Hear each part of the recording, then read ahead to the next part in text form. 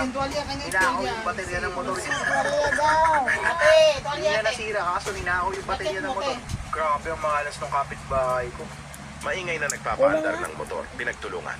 So eto na nga, New Year's Eve at expected naman na maraming nagpapaandar ng mga tambucho dito sa aming maliit na barangay sa probinsya. Kaso may kapitbahay kami, mga Nobyembre pa lang tinitesting na niya tambucho sound trip niya. Akala nga namin may construction dahil parang earth drill ang tunog. Okay, sige, hayaan lang. Total mag-New Year na nga. Kaso etong kupal na to, hindi pa rin huminto kahit lagpas na ng countdown.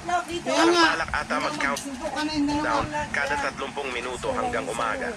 So, pasang...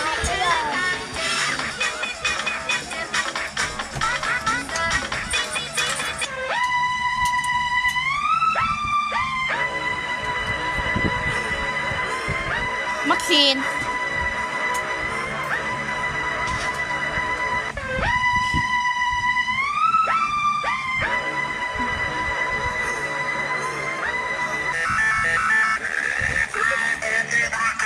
Niggas,